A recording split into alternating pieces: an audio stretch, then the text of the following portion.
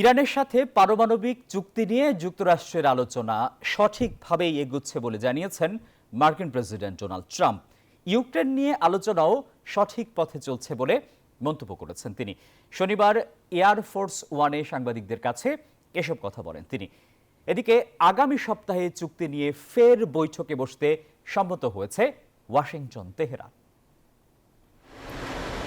পারমাণবিক চুক্তি নিয়ে ইরান ও যুক্তরাষ্ট্রের মধ্যে শনিবার ওমানে বহুল প্রতীক্ষিত আলোচনা অনুষ্ঠিত হয়। তবে বৈঠকে প্রত্যক্ষ নয়, বরং ওমানের মধ্যস্থতায় হয় আলোচনা, যা ইতিবাচক ও গঠনমূলক হয়েছে বলেই জানালো ওমান।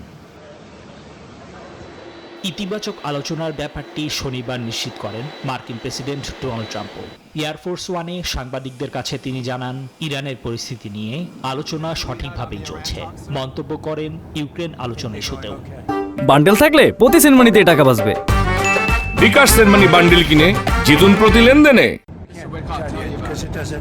যতক্ষণ পর্যন্ত এটা শেষ না হচ্ছে ততক্ষণ পর্যন্ত এটা নিয়ে কথা বলতে পছন্দ করছি না। তবে বলছি, ইরান নিয়ে আলোচনা ঠিকঠাক চলছে। হয়তো ইউক্রেন রাশিয়ার আলোচনাও ঠিকভাবে চলছে। তবে একটা সময় আসে যখন চুপ থেকে দেখতে হয়।